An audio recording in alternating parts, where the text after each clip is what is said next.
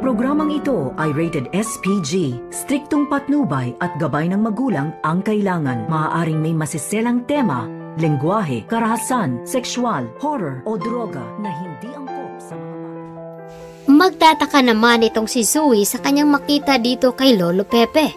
Kaya naman nagalit itong si Zoe kung bakit nga daw ganyan ang ginawa nila kay Lolo Pepe. Kaya naman nag-react itong si Moira. Nakulang pa nga daw yun sa pagpapahirap nila dito kay Lolo Pepe. Kaya naman labis ang iyak dito at awa ang nararamdaman dito ni Zoe sa kanyang lolo.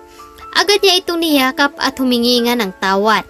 Ngunit madadala nga ba itong si Zoe sa kanyang konsensya at mapalaya itong si Lolo Pepe. Samantalang, galit nga itong si Zoe dito kay Balaja dahil nga pinapahirapan nga ang kanyang lolo.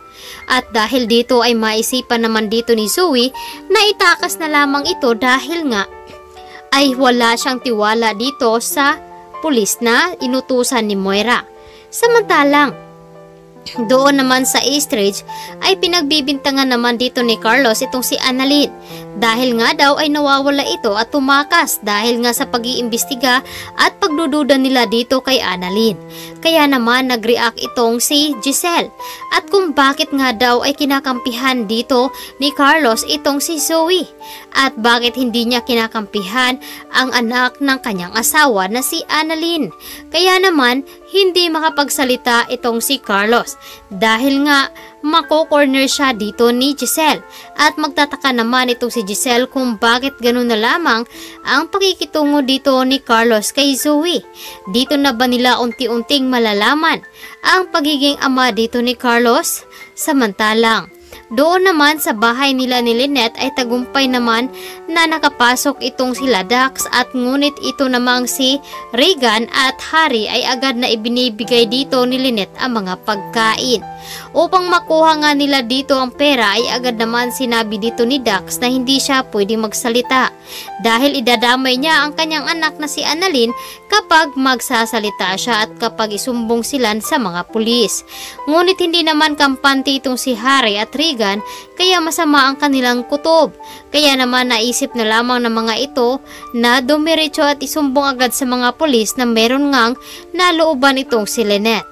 Ngunit hindi naman maniniwala itong si Carlos at dito na nga unti-unting lalabas ang pag-uugali ni Carlos na meron ito.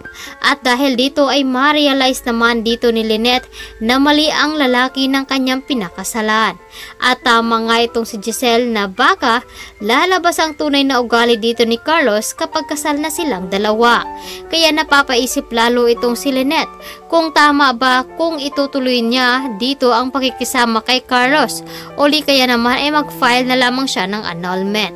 Subalit ito namang si Annalyn ay agad naman sinagot itong si Carlos dahil sinabi dito ni Carlos na wala daw siyang ugnayan at koneksyon dito kay Zoe. Ngunit hindi naniniwala itong si Annalyn.